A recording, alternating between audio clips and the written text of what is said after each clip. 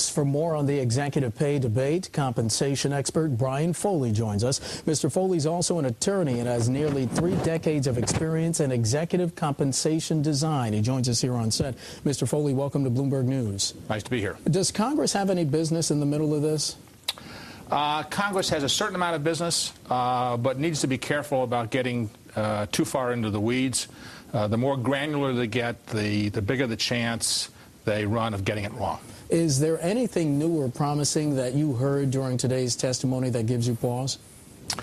There are a range of new ideas. Some of them are interesting.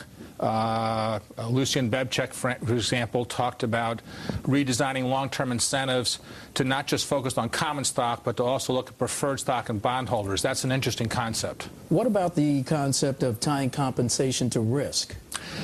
It should have always been tied to risk. That should not be a new concept. Why wasn't it? Well,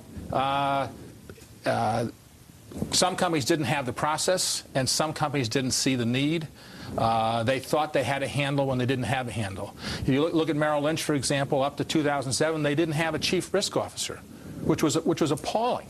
But they had made a determination that they didn't need it, and then of course it turned out that they did. So the question is that should be part of the template to begin with, correct? It should be part of the template of corporate governance. Put aside executive pay, just a board managing a company that should have its arms around risk management in a big way. Was the excessive risk-taking part of that Wall Street culture, was it tied to the compensation structure?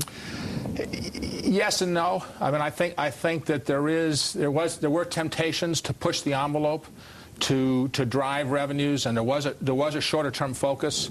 But on the other hand, you need to remember, if you look at Bear Stearns and Lehman, that a lot of the people at the top had much of their money on the table in the form of stock and unvested awards when those firms went down. So it wasn't like they were getting immediate money and running the risk. They were getting delayed money and running the risk. So you may be able to fix some things with compensation, but you may not be able to fix other things unless you get to risk management itself. And deal not just with the symptoms, but some of the underlying realities. A lot of the congressmen were trying to talk about this in terms that the average American could understand, right, or unfortunately with a lot of disbelief. One of the congressmen mentioned that Angelo Mazzillo of Countrywide, he made over $100 million. And the question was, well, should it not be tied to performance? Most Americans, their salary is tied to performance. Right. If they do well, they may get a raise, or the salary may stay the same. If they don't get a raise, or their salary might get knocked down. Yeah, I mean, the real issue here is not tying it to performance, and I hate to how much performance. And I hate to overly simplify it, but I gather a lot of people understand it that way. I think that the focus now is, don't just get me performance for this year. Get me performance that's year over year over year, so that what you do this year doesn't come back to haunt me 3 or 4 years from now. And that's what some of the focus is on. So you're saying that the goal should be long-term, not just a short-term pop, which could be an aberration, but you're saying over time, it's almost like, and please bear with me for a second,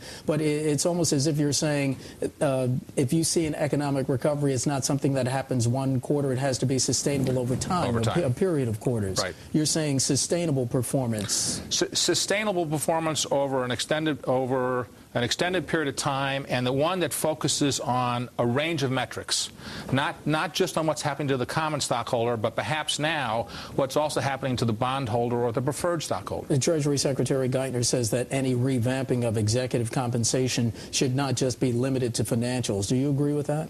Well, I would prefer if they dealt with financials first and made an effort to get that right before they ventured into the non-financials. I think with the non-financials, there are some systemic things that ought to be addressed, like better proxy disclosure and proxy access, perhaps say on pay. But beyond that, I think they ought to focus on the financials, because that's where the need is the greatest right now. That's where the systemic risk is. Well, there's an SEC proposal, a recent one, to allow greater shareholder access on who sits on the board. Will that help? I guess my comment is seeing is believing. Right. I mean, this has been around for a long time, and it's almost made it and then fallen away, and almost made it and fallen away. When it happens, I'll believe it. Again, I don't want to put words in your mouth, but it seems the theme during this interview is there were a lot of common sense things that could have been put in place and were not. There are things that could have been done better, and could have been done more often, and could have been done on a more sustained basis. And I think that some companies have learned their lesson and are moving forward, and some companies are still in a, it didn't happen to us, so we're still going with our old rules. Brian Foley of Brian Foley and Company joining us talking executive compensation. Thanks for your views. Appreciate it. Thanks for being here.